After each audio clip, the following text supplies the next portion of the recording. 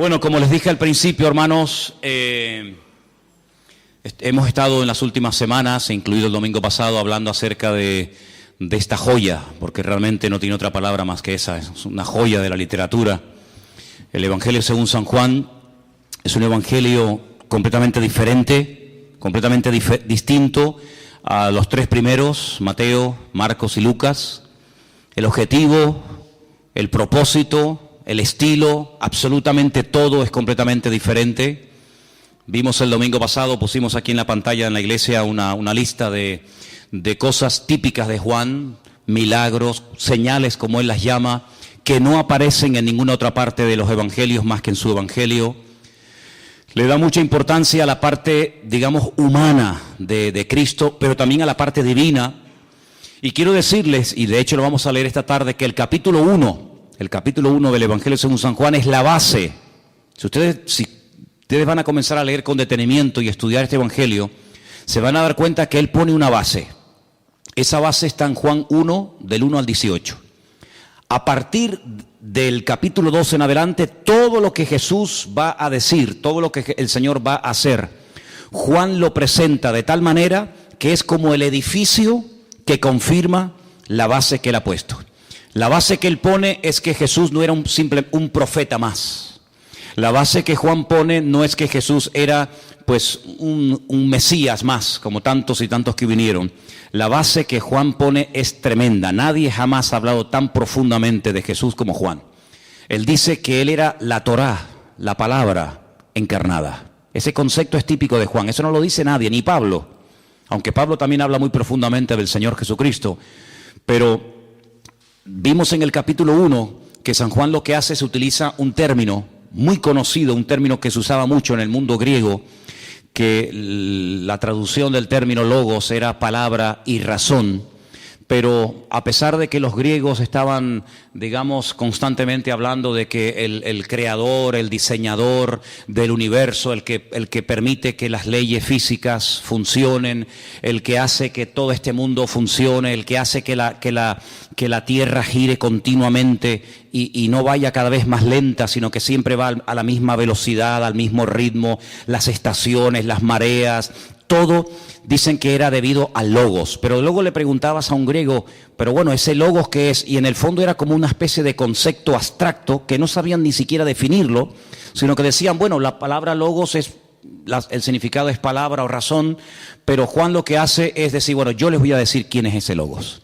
Ese logos es el Señor Jesucristo. Y ese logos, esa palabra, esa mente sabia, se hizo carne y habitó entre nosotros y hablaba y caminaba entre nosotros y le vimos y le tocamos y viajamos con él y vivimos con él y vimos su gloria como del unigénito del Padre, y da una explicación tremenda, ¿no? Y sobre esa base, sobre la base de la preexistencia de Cristo, ¿vale? Sobre la base de que Cristo es eterno, pues él intenta también no solamente que los creyentes sepan en quién están creyendo, sino que además su audiencia, que mayoritariamente va a ser griega, porque dijimos que el Evangelio según San Juan se escribe alrededor del año 100 después de Cristo aproximadamente. Ya habían pasado 70 años desde la muerte y resurrección del Maestro, y en esos 70 años, yo les dije el otro día, estamos repasando un poquito, ¿verdad?, que ocurrieron dos cosas muy importantes. Primero, el crecimiento explosivo de la iglesia. Los judíos pasaron a ser minoría. Dice que había 100 a 1, de 100 griegos convertidos había un judío convertido. Entonces esto cambió completamente la iglesia. Es como si ahora mismo a esta congregación, a partir del próximo domingo, comienzan a congregarse 500 hermanos chinos. Automáticamente se va a notar la influencia de tantos chinos dentro de la iglesia, y seguramente pues ya el chino no nos va a resultar como algo a chino, sino como algo, ¿no? Ya comenzaríamos a hablar alguna palabrita en chino y a lo mejor nos invitarían a comer a sus casas las comidas típicas de ellos. Bueno, pues más o menos, eso fue lo que pasó. Los griegos se convertían por miles. Y claro, ellos traían costumbres, ellos traían una forma de comer, una forma de vestir, una forma de ver la vida completamente diferente a como la ve un judío. los términos que para un judío significaban una cosa, para un griego significaban otra o simplemente nada. Entonces no es que Juan tuviera un dilema, sino que simplemente tuvo que adaptar el mensaje a esa audiencia, que eran fundamentalmente gente que venían de la idolatría, del politeísmo, de las mitologías, etcétera, y él lo hace de una forma extraordinaria. Y el segundo problema que a estas alturas de la historia de la Iglesia se estaba comenzando a dar eran las herejías. Se habían comenzado a infiltrar en las iglesias conceptos raros, conceptos que no enseñó en ningún momento el Señor Jesucristo ni los discípulos, pero ustedes saben que el hombre es así. Algunos comenzaron a decir que Jesucristo no era realmente un hombre. Aunque tú lo veías y tenía manos y pies y caminaba y hablaba, pero no era realmente un hombre. Algunos llegaron a decir, los gnósticos dijeron que Jesucristo era un espíritu descarnado. Era un espíritu que parecía un hombre, pero realmente no era un hombre. Por lo tanto, él no sabía lo que era sudar, cansarse, tener sed, tener frío, tener hambre. No sabía porque como no era un hombre, y sin embargo Juan, una de las cosas que hace, y lo hace, ya digo, muy bien en su evangelio, es presentar a Cristo cansado, sediento, hambriento, como un humano exactamente igual. Y luego estaba el otro extremo, los que decían que sí era humano, totalmente humano, pero que de divino no tenía absolutamente nada. Entonces, claro, ni un extremo ni otro, porque en el Señor Jesucristo se daban estas características, era humano y era el reflejo del Padre. Como alguien dijo, era la exégesis del Padre, era la imagen misma del Padre, y hay términos en San Juan, en el Evangelio según San Juan, muy profundos. Cuando, por ejemplo, un discípulo le dice, bueno, Señor, esto no aparece en Mateo, ni en Marcos, ni en Lucas, por eso Juan es un evangelio muy, muy particular. Hay un discípulo que se llama Felipe que le dice al Señor, Señor, a mí me gustaría ver al Padre. Y Jesús se le queda mirando y le dice, ¿por qué me haces esa pregunta o esa petición? Tú tienes que tener claro a estas alturas que el que me ha visto a mí, ha visto al Padre. Porque yo y el Padre somos uno. Son conceptos que en la mente de un judío no le entraban, ¿no? Hay momentos en los que incluso Juan, en otras cartas que escribe, dice, y el que no honra al Hijo, tampoco honra al Padre. Es durísimo, es muy claro, ¿eh? Y el que no cree en el Hijo, tampoco tiene al Padre. Y el que no conoce al Hijo, tampoco conoce al Padre. Porque el único que verdaderamente conoce al Padre y lo ha visto, soy yo. Ahora, este concepto en la mente de los judíos era una bomba. ¿Por qué? Porque ahora vamos a leer, y eso todo el mundo lo sabía, que a Dios nadie jamás lo ha visto. Los términos que aparecen en la Biblia, como ojos de Dios, el brazo del Señor, la boca de Dios, la espalda de Dios, los pies del Señor, etcétera, etcétera, es lo que se conoce con el nombre de antropomorfismos. Es decir, utilizan un lenguaje humano para describir aspectos espirituales. Dios no tiene ni boca, ni ojos, ni pies, ni camina. Dios no tiene cuerpo. Si tuviera cuerpo, estaría limitado. Si tuviera cuerpo, tendría una imagen. No podría estar en dos partes al mismo tiempo si fuera realmente un cuerpo, ¿no? Entonces, cuando Jesús dice, al Padre nadie lo ha visto, sino solamente yo, y yo he venido para hablarles y para mostrarles cómo es el Padre, se quedaban sorprendidos porque decían, si a Dios nadie lo ha visto, ¿cómo dices tú que tú has visto a Dios y estás vivo y no te has muerto? Son cosas que a la mente del judío no le entraban, ¿verdad? Pero vamos a ver algunas cosas interesantes en esta tarde, pero vamos a empezar leyendo otra vez la base del Evangelio que está en Juan 1, los primeros 18 versículos. Repito, Juan capítulo 1, del versículo 1 en adelante, esto es lo que vamos a llamar la base, el fundamento del Evangelio según San Juan. Y dice así, en el principio, fíjate que empieza con la misma palabra del Génesis, en el principio creó Dios los cielos y la tierra, pues Juan empieza su Evangelio igual que el Génesis, Bereshit. En el principio era el verbo, logos, dice en griego, y el verbo era Dios, y el verbo era Dios, o estaba con Dios y era Dios. Este era en el principio con Dios. Todas las cosas por Él fueron hechas, por el verbo, Sin Él, nada de lo que ha sido hecho fue hecho. En Él estaba la vida, y la vida era la luz de los hombres. Ahora pueden entender ustedes, y hago un paréntesis, cómo la Biblia habla de luz, y hasta el cuarto día de la creación no fue creado el sol, pero dice la Biblia que había luz, ¿sí o no? Lo primero que Dios creó que fue, o lo primero que Dios permitió que se manifestara que fue, la luz. Sea la luz, que se manifieste, que vean que hay luz, pero si no hay sol.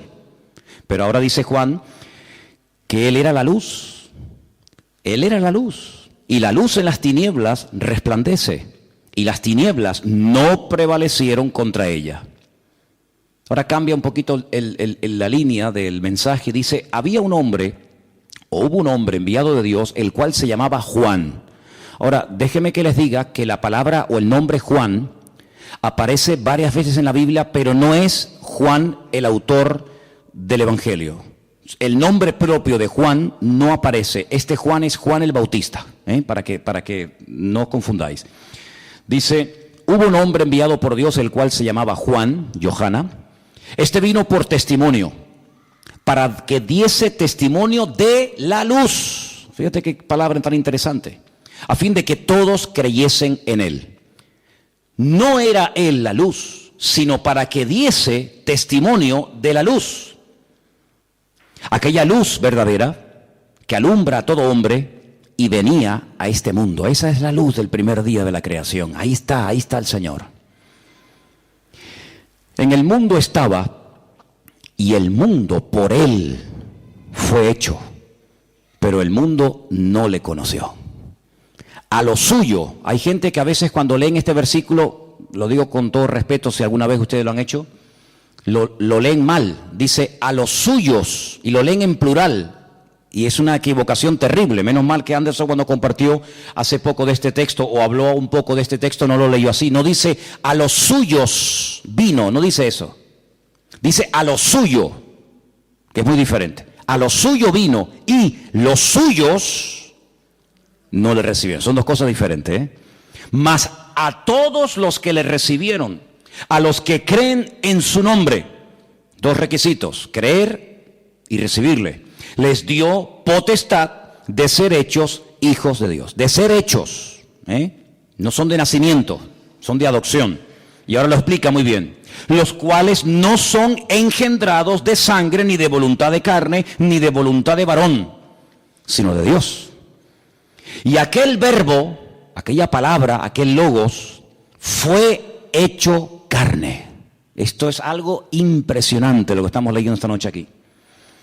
Y habitó entre nosotros, y vimos su gloria, gloria como del unigénito del Padre, lleno de gracia y de verdad. Tremendo, ¿no? Que la palabra se pueda encarnar. Ese poder Dios no se lo dio al ser humano, gracias a Dios. Pero Dios tiene el poder de hablar y cristalizar, materializar, humanar conceptos, ideas, palabras. Es increíble, ¿no? Cuando Dios quiere que se produzca algo, lo dice y automáticamente la palabra se convierte en algo real. Eso fue. El verbo, la palabra, se hizo carne y vimos su gloria porque habitó entre nosotros. Juan dio testimonio de él y clamó diciendo: este es de quien yo decía, el que viene después de mí es antes de mí, porque era primero que yo. Efectivamente, aunque Juan el Bautista nació primero, hay una diferencia de meses entre el nacimiento de Juan el Bautista y el nacimiento de Jesús. Juan dice, él es primero que yo. Claro, porque Juan sabe de quién está hablando. Porque de su plenitud tomamos todos, y gracia sobre gracia. Pues la ley por medio de Moisés fue dada, pero la gracia y la verdad vinieron por medio de Jesucristo. A Dios nadie le vio jamás. El unigénito Hijo que está, dice aquí, en el seno. El texto original dice, el que está mirando hacia el Padre. Esa sería una traducción más correcta, más que en el seno, ¿no? Más que apoyado sobre su pecho. Dice, el que está mirando al Padre, Él le ha dado a conocer. ¿Cuántos dicen amén? Sobre este mensaje de 18 versículos, Juan va a desarrollar todo su evangelio. Y si te das cuenta, hay muchas veces que a lo largo del evangelio, desde el capítulo 2 hasta el último, el 21, el que veíamos un poquito el domingo, pues Juan está constantemente haciendo referencia a esto que hemos leído. Por ejemplo, él enfatiza mucho, también lo dijimos el otro día, que los milagros de Cristo no son acciones puntuales en el tiempo. Bueno, sanó a un enfermo, sanó a un cojo, a un mudo, a un paralítico, ya está. No, momento. Juan dice, esto es una señal. La palabra señal, recuerden que Juan no hablaba griego, Juan hablaba arameo y hebreo. Por lo tanto, el lenguaje, para conocer lo que Juan está diciendo, hay que trasladarnos a su época y entender en qué términos y en qué palabras está hablando Juan. Juan dice la palabra, estos milagros son señales. La palabra señal es ot. Y es interesante porque la palabra milagro, la palabra señal, es exactamente igual en hebreo. No hay dos palabras, una para señal y otra para milagro, sino lo mismo. Es la palabra señal, la palabra bandera o estandarte, y la palabra milagro es la misma. Entonces Juan lo que está diciendo es que cada vez que ustedes vean un milagro de los que yo les voy a contar de Cristo, es como una bandera, es como una señal que te indica algo más de lo que estás viendo así simplemente. Por ejemplo, Juan dice, Lázaro ha muerto, pero es como para la gloria de Dios. Este nació ciego porque esto va a servir para la gloria de Dios. Es decir, Juan no presenta cosas negativas y positivas en el Evangelio, diciendo, bueno, una de cal y una de arena, ¿no? Como se suele decir vulgarmente, sino que él demuestra que incluso lo peor que le puede pasar a un ser humano en esta vida, que es, no sé, estar ciego, leproso, mudo, paralítico, o lo que sea, hasta eso, que aparentemente es una tragedia, es una desgracia, pues eso para manifestar la gloria de Dios. Y con ese concepto nosotros tenemos que hacerle frente a la vida. No hay cosas buenas y cosas malas en la vida. Todo tiene un propósito, todo tiene una razón de ser. Incluso de aquello que puede ser un desastre, de aquello que salió mal, de aquello que metimos la pata, de aquello que aparentemente como que el enemigo se salió con la suerte. Incluso de las peores cosas, generalmente son de las que más gloria y más enseñanzas podemos aprender para el resto de nuestra vida. ¿Cuántos dicen amén?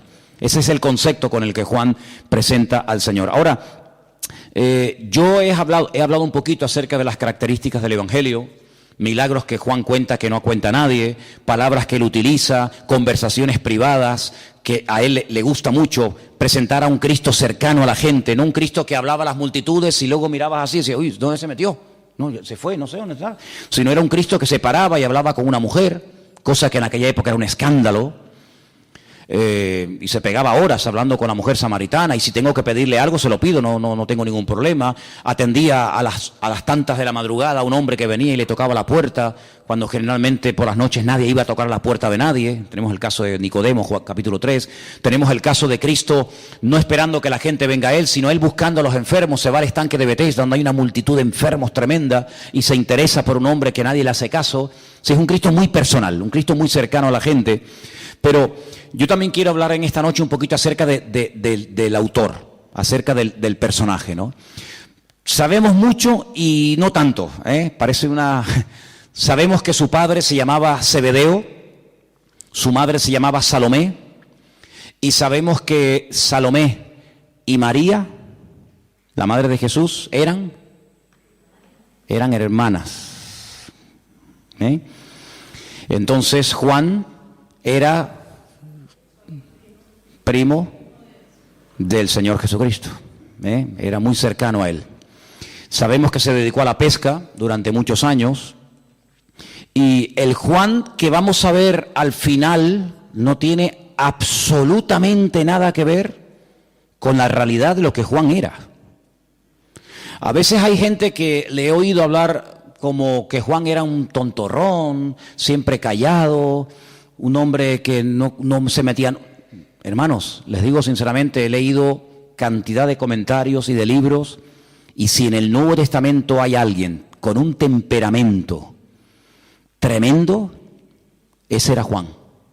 Lo que Juan no es como Pedro, que actúa al momento, sino que Juan es una persona que piensa, y cuando Juan se enfada, cuando Juan dice algo, es porque está convencido en lo más profundo de su corazón que eso es lo que hay que hacer. Fíjate que el Señor Jesucristo, a algunos, no a todos, pero a algunos de sus discípulos les cambió el nombre. ¿Sí o no? Se lo cambió a Pedro, pero a Juan y a su hermano le pone un apodo, le pone una especie de nombre que lo va a definir, que lo va un poco a descubrir cómo era verdaderamente su naturaleza, ¿no? Y en Marcos capítulo 3, versículo 17, vamos ya a comenzar a leer algunos versículos esta tarde, vamos a ver cómo llamó el Señor Jesucristo a estos hermanos. Tenía otro hermano llamado Santiago. Santiago sabemos que es Jacobo, Jacobo sabemos que es Jacob, ¿vale? Entonces un hermano se llamaba Jacob, él se llamaba Johanan, es la gracia del Señor se ha manifestado, o la gracia de Dios, eso es lo que significa Johanan. En Marcos capítulo 3, verso 17, dice lo siguiente: a Jacobo, hijo de Zebedeo, y a Juan, hermano de Jacobo, a quienes apellidó Boanerges. ¿Esto qué significa? Hijos del trueno. Un hombre que siempre estaba hablando de amor y de amados los unos a los otros, y ¿verdad? Hijos del trueno. ¿Por qué les llamó hijos del trueno? Si va un poquito más adelante a Lucas, capítulo 9, Lucas 9, versículo 51, vamos a ver por qué el Señor les llamó hijos del trueno, tanto a él como a su hermano. Lucas 9, 51. Y dice así. ¿Lo tienen, hermanos?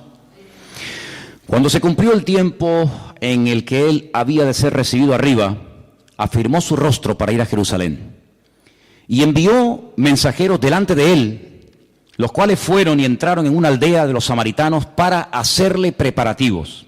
Mas no le recibieron, porque su aspecto era como de ir a Jerusalén.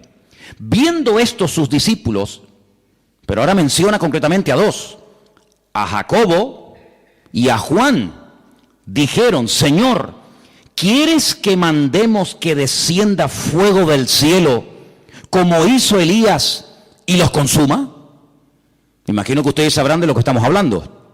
En el Antiguo Testamento, Elías, en varias ocasiones, cuando venían a buscarlo, o cuando lo trataban así un poco despectivamente, oraba, caía fuego del cielo y los quemaba a todos. Tremendo, ¿no? Por eso alguien dijo que el Señor se tuvo que llevar a Elías antes de que matara a todos los del país, porque era tan grande el celo que él tenía por las cosas de Dios, que perdonen la expresión, como se enfadara o se mosqueara un poco, le mandaba un fogonazo a más de uno, ¿no? Entonces, si quieres, oramos para que caiga fuego del cielo y quemamos a toda la ciudad. Entonces, volviéndose él, los reprendió y les dijo: vosotros no sabéis de qué espíritu sois, porque el Hijo del Hombre no ha venido para perder las almas de los hombres, sino para salvarlas. Y se fue a otra aldea. ¿Quién nos iba a nosotros a decir que Juan, al principio, cuando comenzó a caminar con el Señor, era así? ¿Quién nos lo iba a decir a nosotros? ¿Qué te parece? Pero fíjate qué curioso que en el mismo capítulo 9, en el mismo capítulo 9 de Lucas, verso 49, dice lo siguiente, fíjate, Lucas 9, 49. Entonces respondiendo Juan dijo: Maestro, hemos visto a uno que echaba fuera demonios en tu nombre, y se lo hemos prohibido, porque no sigue con nosotros. Jesús le dijo: no se lo prohibáis, porque el que no es contra nosotros, por nosotros es. Por una parte te lo encuentras diciéndole al Señor, totalmente convencido que eso es lo que hay que hacer: si quieres, oro para que caiga fuego del cielo y nos cargamos a toda la ciudad. Y por otra parte nos encontramos a un Juan diciéndole a una persona: sí, a partir de ahora tú no puedes echar demonios porque ustedes no están con nosotros. Fíjate cómo era Juan. ¿Sí? La Biblia no oculta estas actitudes en un momento determinado de la vida de Juan, sino que las manifiesta, porque vamos a ver en Juan un cambio, vamos a ver en Juan un crecimiento, una madurez, hasta terminar pues siendo el hombre que más menciona la palabra amor. En toda la Biblia, el que más menciona la palabra amor y el que más habla de amor y de perdón y de reconciliación, etcétera, ese es Juan. Pero no porque fue así o porque actuaba en momentos puntuales así, el Señor dice: bueno, este hombre no me sirve, fuera. Sino que, bueno, vamos a canalizar vamos a enseñarte para que aprendas a canalizar todo ese potencial que llevas, pero de una forma, digamos, correcta, ¿no? De una forma buena. Ahora, Juan es un privilegiado. Es un privilegiado por 5 razones que les voy a dar ahora. Yo les voy a dar las citas, no las vamos a leer porque si no nos vamos a pegar mucho tiempo, pero para los que toman nota y para los que quieren saber, en Marcos capítulo 5, a partir del versículo 37, ustedes van a encontrar que cuando Jesús va a la casa de un tal Jairo, ¿se acuerdan? Principal de la sinagoga, el hombre que ha venido y se ha postrado ante el Señor y le está pidiendo misericordia porque tiene una niña jovencita, adolescente, que está a punto de morir, pero que hay un momento que le dice, mira, no lo molestes más porque ya ha muerto, ¿sabes? Fíjate tú lo que esperó para ir a pedir ayuda, que estuviera agonizando. Y cuando por fin el Señor va a la casa, resulta que le dicen, no lo molestes más porque ha muerto. Es curioso notar que cuando Jesús va a entrar en la habitación donde está la niña todavía caliente, acaba de morir, no deja que entren todos los discípulos con él, que hubiera sido lo lógico, ¿sí o no? Sino dice, Pedro, Jacobo, Juan, vengan conmigo. Y solamente se lleva esos 3, y así que Juan fue uno de los testigos de la resurrección de la hija de Lázaro. Mateo no sabía nada de eso, ni Felipe, ni Judas, pero sin embargo Juan estuvo allí. Es interesante, ¿no? Ese milagro solamente lo pudieron ver 3 discípulos. En Mateo capítulo 17, a partir del versículo 1, ustedes van a encontrar a Juan que va a la montaña, porque el Señor le dice otra vez, Pedro, Jacobo, Juan, venid conmigo, se los lleva a la montaña. La tradición dice que es en el monte Tabor, un lugar maravilloso allí cerca del valle de Megido, el norte de Israel, y vio a Elías y vio a Moisés y vio la transfiguración de Cristo. Lo vio transformarse con esa gloria de Juan capítulo 1, vuelve otra vez a Juan capítulo 1 y dice que le oían hablar a Moisés y a Elías acerca de sus sufrimientos, de su partida, de su crucifixión, de todo eso, y se quedaron sorprendidos.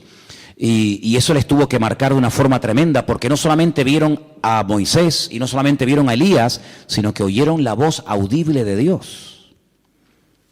Y eso, sin lugar a dudas, fue un privilegio que tuvo que marcar la vida de Juan.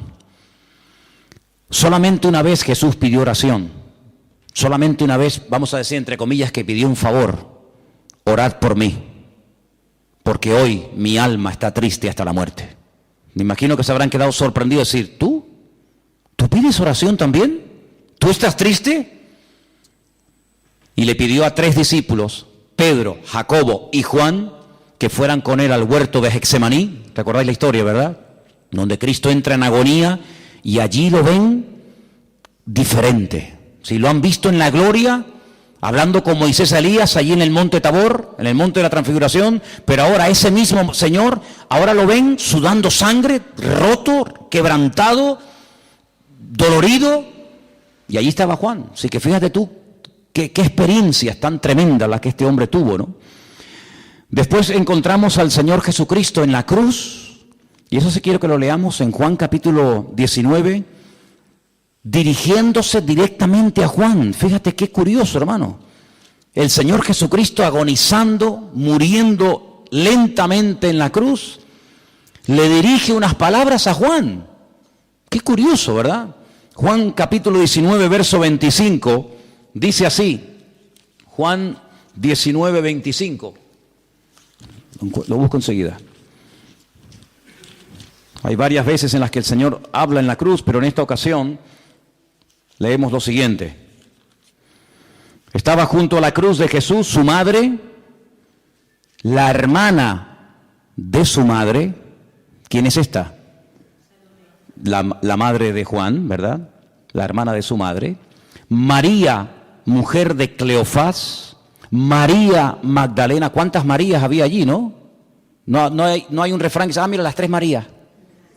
Las 3 Marías. Mira, aquí están las 3. Mira. María, la madre de Jesús, María Magdalena y María, la mujer de Cleofás. Mira las 3 Marías, ¿dónde estaban? Mira, ya las encontramos. Cuando Jesús vio a su madre y al discípulo a quien él amaba, que estaba presente, le dijo a su madre, mamá. Ay, no, perdón, me equivoqué. ¿Dijo mamá? No, dijo mujer. qué cosa, ¿eh? ¿Se habrá equivocado? No, el Señor no se equivoca nunca. Mujer, he ahí tu hijo. Después le dijo al discípulo, he ahí tu madre. Y desde aquella hora el discípulo la recibió en su casa. ¿Cuántas conversaciones habrá mantenido Juan con María? Porque si alguien sabía quién era Jesús, esa era María, ¿eh? Además, María sabía cosas de Jesús que nadie sabía, porque lo tuvo 30 años en la casa con ella. Luego hay cosas que María sabía que nadie sabía, ¿verdad? Así que vemos cómo el Señor Jesucristo delega y pone sobre los hombros de Juan la responsabilidad de cuidar de su madre. Y cuenta la historia que se le llevó y los dos murieron en la ciudad de Éfeso. Y eso no se lo pidió a Pedro, no se lo pidió a Santiago, no se lo pidió a Tomás, se lo pidió a Juan. Tremendo privilegio. Y hay una experiencia más en Juan capítulo 13. Juan capítulo 13, después las vamos a repetir para que os queden claras. Juan 13, 21 dice lo siguiente. Habiendo dicho esto, se conmovió en espíritu y declaró y dijo, de cierto os digo, que uno de vosotros me va a entregar. Fuerte, ¿eh? Entonces los discípulos se miraban unos a otros dudando de quién hablaba. Y uno de sus discípulos, al cual Jesús amaba, estaba recostado al lado de Jesús. Qué confianza, ¿no? Qué intimidad. A este hizo señas Simón Pedro para que le preguntase quién era o de quién era del que estaba hablando. Fíjate que todos se preguntaban, ¿seré yo? ¿Seré yo? Y Juan le pregunta, ¿quién es, Señor? Fíjate qué diferente la pregunta, ¿no? Parece lo mismo, pero no. ¿Quién es el que te va a entregar? Porque yo sé que yo no soy. Todos te están preguntando, ¿estás hablando de mí? ¿Te estás dirigiendo a mí? ¿Soy yo? Juan no dice eso. Juan dice, ¿quién es? Porque yo sé que yo no te voy a entregar. Qué tremendo, qué seguridad en el Señor, ¿no? Entonces, las 5 cosas que Juan vio o experimentó en su vida, que fueron un privilegio, fueron la resurrección de la hija de Jairo, la transfiguración, la experiencia del huerto de Getsemaní, cómo recibe el encargo de Jesús de que cuide de su madre y cómo lo vemos recostado sobre el pecho del Señor Jesucristo. Él aparece en el Evangelio según San Juan muchas veces, pero no con su nombre, ya lo dije al principio. Él utiliza la expresión el discípulo al que amaba Jesús. Esa es la expresión que cuando él aparece o él quiere, entre comillas, ¿no?, aparecer ahí pero no para figurar, no para aparentar, no para decir, oye, que yo estoy aquí, sino para que sepan que lo que les estoy contando, como dice él, mi testimonio es verdadero, porque yo estoy aquí. Si no es que me lo contaron, sino que el discípulo al que amaba al Señor, que soy yo, te está contando la verdad porque yo fui testigo ocular, presencial de lo que les estoy contando. Ahora, me llama mucho la atención que en el capítulo 20 del Evangelio según San Mateo dice que su madre, la madre de Juan y de Santiago, un día va al Señor Jesucristo a pedirle un favor. Claro, yo no sé si se mezclaron ahí cuestiones familiares, demasiada confianza, no lo sé. Pero en Mateo capítulo 20 dice que la madre de Juan y de Santiago un día le dijo al Señor, Señor, quiero pedirte algo. Quiero pedirte que cuando tú establezcas tu reino y ya estés gobernando, me pongas a uno de mis niños, me pongas a uno de mis hijos a tu lado derecho. Y al otro me lo pones a tu lado izquierdo, para que todo el mundo vea que mis niños, que mis hijos son especiales. No me los pongas allá atrás. No me los pongas, perdón, Yolanda, no me los pongas de ujieres. Pónmelos en la plataforma, para que a mis niños se les vea. Eso lo dice Mateo. Curiosamente, en Lucas 9, leía yo esta mañana lo siguiente. Porque da la impresión de que fue algo de la madre. Pero mira lo que dice Lucas capítulo 9, sí. Lucas 9, verso 49.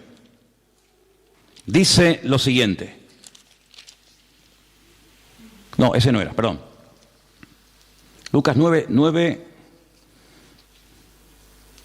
Bueno, da igual.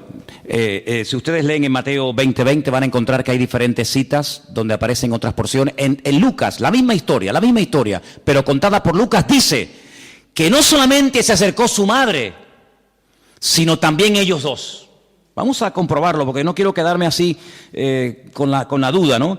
Si vamos a Mateo capítulo 20, un momentito, vais a ver que en Mateo 20 hay unos versículos que nos indican en qué otra parte de los evangelios podemos encontrar la historia. Mateo 20. Aquí dice que se le acercó la madre de los hijos de Zebedeo con sus hijos, pero en Marcos 10:35, vamos a comprobarlo un momentito, hermano, vamos a comprobarlo. Y así salimos de la duda. Marcos 10:35 dice, Marcos 10:35. Entonces Jacobo y Juan, hijos de Zebedeo, se le acercaron y le dijeron, Maestro, queríamos que nos hagas lo que te pidiéramos. Y él les dijo, ¿qué queréis que os haga? Ellos le dijeron, concédenos que en tu gloria nos sentemos uno a la derecha y otro a la izquierda. ¿Os dais cuenta? Perdón, no era en Lucas, era en Marcos. Mateo dice que fue su madre. Pero Marcos dice, no. La madre estaba. Y la madre lo pidió, pero también fueron ellos los que lo pidieron. Luego vemos a Juan llamándole la atención a uno que echa fuera demonios, no está haciendo nada malo, está echando fuera demonios en el nombre del Señor, pero como no está con nosotros, se lo prohibimos. Vemos a Juan diciéndole al Señor, mira, como no nos quieren recibir, nos han tratado mal, lo que hay que hacer es destruirlo. ¿Cómo? Quemándole, le quemamos la ciudad, oramos que caiga fuego del cielo. Y ahora encontramos a Juan, porque Juan también está metido en el ajo. Encontramos a Juan diciéndole, oye, cuando tú establezcas tu reino, a mí me pones a la derecha y a mi hermano a la izquierda. Que está la madre, sí, pero ellos también participaron. No lo dijeron, mamá, por favor. Mamá, tú sabes que a veces los hijos, ¿no? ¿No te ha pasado nunca decirle a tu madre, mamá, no digas eso, mamá? O al revés. Pues en este caso, los hijos no le dijeron a la madre, mamá, no nos hagas sentir mal, no pidas eso. Ellos también se lo pidieron. No sé qué adjetivo queréis poner a esto. Pero yo lo que veo que a Juan también le gustaba, en un momento determinado, decir, oye, que yo no quiero pasar desapercibido, yo quiero que me vean, que yo estoy aquí, yo soy la mano derecha de Jesús y mi hermano está a su lado izquierdo. Así era Juan. Y estas cosas no las oculta el Evangelio para que nos demos cuenta de que todos, absolutamente todos los personajes de la Biblia tenían sus grandes virtudes y también sus debilidades, como todos los seres humanos. Y cuando hacían cosas buenas, la Biblia lo dice. Y cuando hacían cosas malas, la Biblia también lo dice, para que no nos hagamos una imagen irreal de Abraham, de Jacob, de David, o en este caso de Juan, sino que también él, como acabamos de ver, pues pedía esto.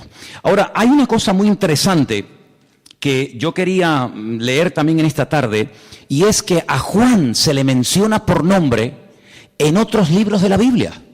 Y yo cuando leía esto y preparaba este tema para esta tarde, yo decía, qué curioso, oye. Hay otros libros de la Biblia donde los discípulos ni se mencionan. Pero sin embargo a Juan lo encontramos en el libro de los Hechos, capítulo 1. Vamos a ir un momentito. Hechos, capítulo 1. Y encontramos ahí su nombre. Y dice lo siguiente, Hechos 1, versículo 13. Entrados, subieron al aposento alto donde moraban Pedro y Jacobo y Juan. Ahí está Juan también. Hay otros discípulos que se mencionan, pero que os quede bien claro que ahí, cuando subieron al aposento alto, claro, tenemos la idea, muchos creyentes tienen la idea, totalmente equivocada, de que el aposento alto era como una casa que estaba en una montaña. De hecho, cuando vas a Jerusalén, la tradición te lleva a una casa que la llaman la casa del aposento alto, donde dice que ahí fue donde vino el día de Pentecostés, etcétera, etcétera. Pero realmente no es así. El aposento alto era el templo de Jerusalén. El aposento alto, la casa alta, la casa de Dios, estaban allí. Ellos fueron a cuartos, habitaciones que había para orar, y allí estuvieron orando y orando y orando. Y cuando llegó el día de Pentecostés, pues dice la Biblia que había una multitud allí en la puerta de la casa. ¿Y qué hacía aquella multitud? Es que era el día de Pentecostés. Se celebraba la fiesta de Shavuot y aprovecharon la oportunidad para dar testimonio de lo que allí estaba pasando, que era el cumplimiento de la profecía de Joel capítulo 2, el derramamiento del Espíritu Santo, ¿no? En forma masiva, ¿verdad? Y vemos que ellos estaban allí orando. Y más adelante, en el capítulo 3, lo encontramos otra vez. Pedro y Juan subían juntos al templo a la hora novena, a las 3 de la tarde. ¿Para qué? Para orar. Porque el judío ora 3 veces al día. El musulmán dicen que 5, ¿no? El judío ora 3 veces al día. La oración de la mañana, Shaharib, la oración de la tarde, ¿verdad? La oración de Arbid y Minjat, son las 3 oraciones. Ya lo vemos desde el Antiguo Testamento. Daniel dice que oraba, ¿cuánto? 3 veces al día. Los judíos oran 3 veces al día, eso es lo normal, por la mañana, por la tarde y por la noche. Y ahora es la hora de la oración, ¿y a dónde iban? Al templo. Iban al templo a orar. Y mientras iban al templo, pues se produjo aquel milagro tremendo. Así que encontramos a Juan varias veces en el libro de los Hechos. Hay un versículo donde dice que, por ejemplo, llegó el Evangelio a Samaria, y cuando llega el Evangelio a Samaria, en el capítulo 8, si lo queréis ver, pues la iglesia primitiva se entera de que en Samaria hay un diácono de la iglesia predicando, miles de personas se han convertido, y entonces, ¿quién va a ver lo que allí está pasando? Pedro y Juan. Estamos en Hechos 8:14, y dice así: cuando los apóstoles que estaban en Jerusalén oyeron que Samaria había recibido la palabra de Dios, enviaron allá a Pedro y a Juan para que echaran un vistazo a ver qué está pasando aquí, qué está ocurriendo aquí. Y vieron la gracia del Señor. Pedro y Juan, ¿verdad? Fueron a supervisar, fueron a ver qué estaba pasando con la obra. Pero me llama la atención que en una carta que Pablo le escribe a los Gálatas capítulo 2, por favor, encontramos que Pablo un día va a la ciudad de Jerusalén, después de haber estado años viajando por todas partes del mundo predicando el Evangelio, y cuando llega a Jerusalén en el capítulo 2, versículo 9, dice lo siguiente: y reconociendo la gracia que me había sido dada, Jacobo, Santiago, Cefas, ¿quién es Cefas? Es Pedro, Cefas es Pedro, y Juan, que eran considerados como columnas, nos dieron a mí y a Bernabé la diestra en señal de compañerismo, para que nosotros fuésemos a los gentiles y ellos a la circuncisión. Así que Juan, cuando está en la iglesia de Jerusalén, sube el apóstol Pablo y dice: yo cuando subí, me recibieron de todos los que había allí 3 personas que eran como las columnas, los pilares, la gente de peso de la congregación, y menciona al apóstol Juan.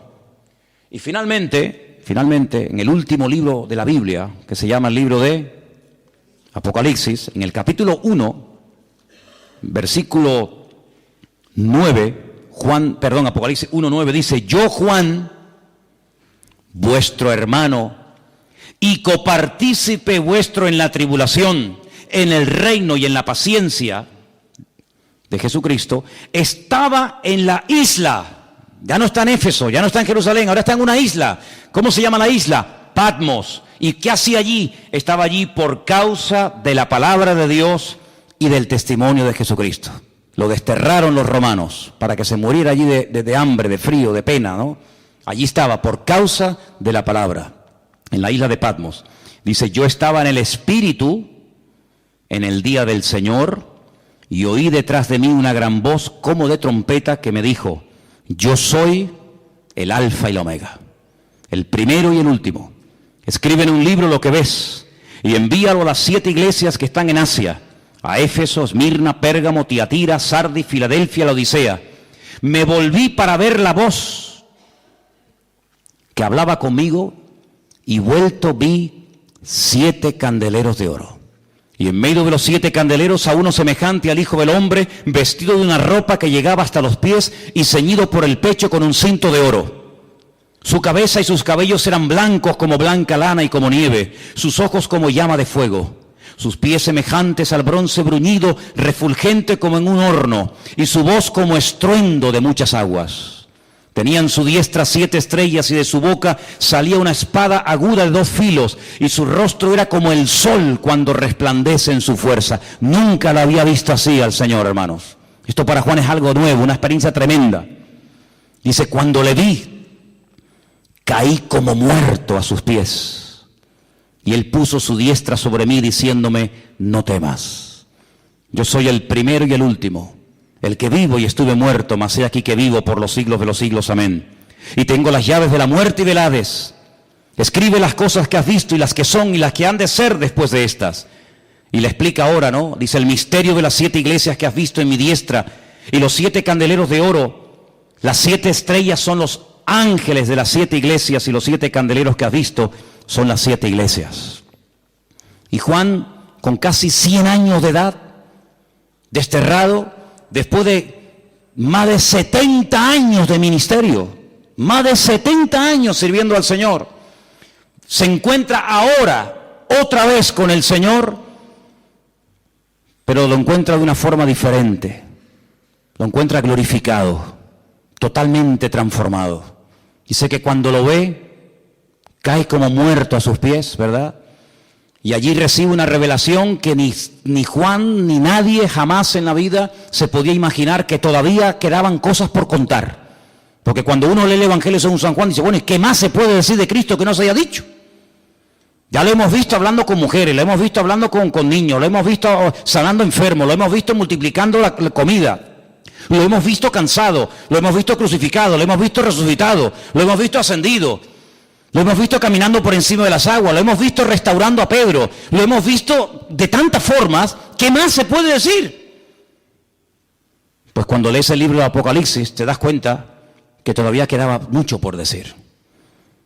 Y esto nos trae a la mente, y tenemos que tenerlo en cuenta, que no conocemos todavía nada de nuestro Señor Jesucristo. No conocemos todavía prácticamente nada del Señor. Si alguien en esta vida vivió cerca del Señor, ese fue Juan. Yo siempre comparo a Juan con David.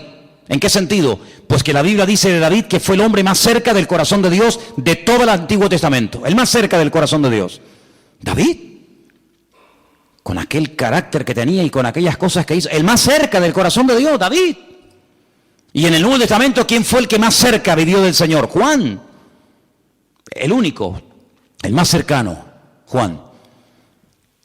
Si alguien sabía cosas del Señor, si alguien sabía cómo hablaba, cómo era, cómo respiraba, cómo sentía, ese era Juan. Y lo encontramos en la isla de Patmos y le dice el Señor, ponte a escribir, Juan, y venga y escribe, y escribe, y escribe, y escribe. Y cuando uno lee el Apocalipsis dice, Dios mío, todavía quedaban tantas cosas por decir, hermano, y no se ha revelado todo. Porque él mismo, aproximadamente cuando escribió el Evangelio, más o menos por la misma fecha, escribió el Apocalipsis, picando ya el año 100, más o menos, él dice en Juan algo tremendo. Y dice, no todo lo que Cristo hizo y no todo lo que Cristo dijo se escribió, pero esto se ha escrito para que creyendo en esto tengáis vida eterna. Porque si yo hubiera escrito una por una las cosas que Cristo me dijo, las cosas que Cristo hizo, y ahora usa una hipérbole, dice, pienso que ni aún en el mundo cabrían los libros que se habrían de escribir acerca de él. Es decir, si Juan habla así en estos términos, y tú que lo has vivido, tú que lo has conocido, tú que has estado 70 años sirviéndole, nos dices eso, ¿a dónde vamos nosotros, hermanos? ¿A dónde vamos nosotros? Si tú hablas así de él, imagínate nosotros que todavía estamos en pañales y todavía tenemos tanto que aprender y tanto que cambiar, ¿verdad? Así que el Evangelio según San Juan es una joya. Juan es una persona muy amada por el Señor. Juan es una persona verdaderamente muy usada por el Señor. Pero quiero terminar en esta noche porque todo lo que hemos hablado ha sido de una forma muy, digamos, muy genérica, ¿no? Quitando lo que hablamos hace un par de semanas sobre el Logos del capítulo 1, no hemos entrado en textos y en versículos uno por uno, sino que estamos hablando cosas muy generales del Evangelio. Pero sí hay una cosa que yo quiero compartir y creo que aún me queda algo de tiempo. Y si no, cuando veo que se levanten y se van, ya me están indicando que ya me pasé. Pero como de momento no ha pasado eso, sino solamente crucita y ya vuelve otra vez a la silla, pues eso significa de que me queda algo de tiempo. Mira, me decía este hermano Marcos, con el que hablaba hoy con él por el WhatsApp desde Italia, que es un enamorado de San Juan y de la deidad de Cristo, es un chico encantador que domina mucho todos estos temas, mucho mejor que yo, por supuesto. Pues me dice, Manolo, ¿te has dado cuenta la cantidad de referencias y de versículos que emplea Juan? Tal vez a lo mejor no así muy abiertamente, pero que el que conoce la Biblia del Antiguo Testamento este hombre usa. Digo, hombre, hay a pie de página en vuestras Biblias vais a ver siempre que al final de las páginas abajo hay como unos numeritos, ¿verdad? Y unas letras pequeñitas que son versículos, que son referencia. Me dice, no me refiero a eso, sino que a veces no aparecen a pie de página los versículos que está mencionando del Antiguo Testamento, pero sí el concepto. Por ejemplo, la famosa escalera de Jacob. Estudien ese tema, es interesantísimo. La escalera de Jacob nos dice que Jacob vio una vez, mientras estaba durmiendo, vio una escalera que estaba apoyada en la tierra y el otro extremo de la escalera llegaba al cielo, y dice, en Génesis, dice que subían y bajaban ángeles. Subían, no bajaban. Primeramente subían, luego si subían es porque estaban abajo. Si no, es que no es lo mismo, no es lo mismo. No es lo mismo estar arriba y tener que bajar que estar abajo y subir. Dice que subían y bajaban. Y entonces dice Jacob, dice, esto es la puerta del cielo, esto es la casa de Dios.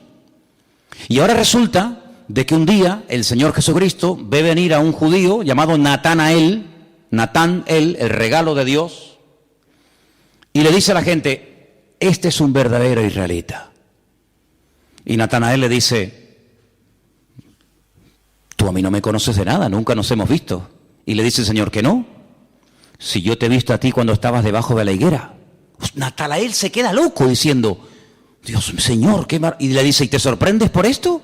Esto no es nada. A partir de ahora, y ahora viene lo fuerte, dice, a partir de ahora verás cómo ángeles suben y descienden sobre el Hijo del Hombre. Ahí hay una referencia a la famosa escalera de Jacob. Suben y bajan. No es que un ángel tiene que bajar para protegernos, sino que de Dios ya están alrededor. Y suben para decir, oye, hay que ayudar a este en esto, pero ya están con nosotros, ¿te das cuenta? Interesantísimo. Y estudiando estos versículos, resulta que llego al primer milagro de Cristo y me encuentro algo tremendo, y lo quiero compartir ya como lo último en esta noche. En Juan capítulo 2 dice en el versículo 1, al tercer día se hicieron unas bodas en Caná de Galilea, y estaban allí la madre de Jesús, y fueron también invitados a las bodas Jesús y sus discípulos.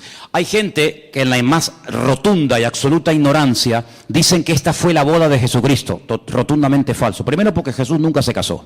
Segundo lugar, porque al novio nunca hay que invitarlo. Y dice que Jesús fue invitado. Si fue invitado es que no era el novio. En todo caso, el novio es el que invita a los convidados, no el novio. Así que olvídense de eso.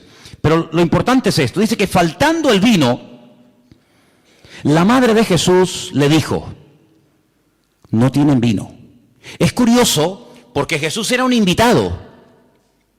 Jesús aún no había empezado el ministerio. Nadie sabía quién era Jesucristo. Cuando se acaba el vino, el que tiene que solucionar la papeleta es el que ha organizado esta fiesta. ¿Te has quedado corto? ¿Has calculado mal? ¿O han bebido demasiado? Entonces, el que tiene que solucionar el problema, pues será, no sé, la familia del novio, el maestresala, pero que vaya la madre a Jesús para decir, oye, que no tienen vino, es algo curioso. Pero fíjate qué tremendo. Jesús le dijo, verso 4, ¿qué tienes conmigo, mujer? Aún no ha venido mi hora. Y ahora dice en el versículo 5 algo impresionante. Su madre dijo a los que servían, haced todo lo que os dijere. ¿Lo ves ahí o no? ¿Lo podemos leer juntos? Su madre dijo a los que servían, haced todo lo que os dijere. Pongan el dedo así, metan el dedo así en ese texto, pónganlo así, para que no se te borre. Vete a Génesis 41, 55. Génesis 41, 55. No quites el dedo, ¿eh? ¿Ya quitaste el dedo, Carmen? Génesis 41, 55. ¿Lo leemos juntos, hermanos? ¿Lo tenéis? Génesis 41, 55, sí. ¿Lo tenemos? Venga, vamos a leerlo. Cuando se sintió el hambre en toda la tierra de Egipto, el pueblo clamó a Faraón por pan, y dijo Faraón a todos los egipcios, fuerte, id a José, haced todo lo que os dijere. Cogí mi Biblia en hebreo me fui a Génesis 41, 55, me fui a Juan 2, versículo 5, y quitando la palabra José, que es la diferencia, María dijo, en hebreo, exactamente la misma frase que le dijo Faraón. Faraón, el que decía que era un Dios, que me tienen que adorar, que yo soy Dios, decía Faraón. Es que tenemos hambre. Y Faraón dice, pues vayan a él y hagan todo lo que él les dice. Tú eres el Faraón. Tú eres el Faraón y nos están mandando a un esclavo. ¿Pero qué tipo de Dios eres tú? ¿Te das cuenta o no? ¿Tú eres Dios? Pues si eres Dios, venga, haz un milagro, multiplica el pan, danos de comer. Y el Faraón, el hombre más poderoso de la tierra, el hombre que tenía el ejército más armado de la tierra, tiene que decirle a sus súbditos, a los que le adoraban, ¿yo qué hago? Vayan a él y todo lo que él les diga, háganlo. Y tenían que ir a un esclavo recién salido de la cárcel a pedirle ayuda. Ahora, vete a donde tenías el dedo. ¿Y qué dice María? Yo sé que no hay vino. Ella se dio cuenta al momento. Las mujeres tienen un sexto sentido, que la mujer cuando va, el hombre ni siquiera se ha levantado. La mujer va y viene y el hombre todavía está diciendo, Y la mujer dice, está tontado, no te enteras. La mujer tiene una viveza, un sexto sentido, la mujer. Y la mujer es así, dice, aquí está pasando algo. No tienen vino, Capaz que ni el novio se había enterado. Capaz que ni el novio. Pero ella sabía que allí pasaba algo. Sí, a solucionar el problema ahora. Porque una cosa es saber lo que está pasando. No, es que aquí está pasando esto. Venga, arréglalo. Es que es muy fácil decir, es que aquí está pasando esto. Aquí hay este problema. Aquí hay esta necesidad. Sí, bueno, eso vale, de acuerdo, eso ya lo sabemos. Pero ¿y ahora cómo arreglamos la papeleta? El barco se está hundiendo. El barco se está hundiendo. Sí, claro, mijo, está entrando agua por todos lados. Pero ¿y cómo lo arreglamos? Yo qué sé. Entonces, ¿sabes qué? Yo no sé cómo solucionar este problema. Pero aquí está Él.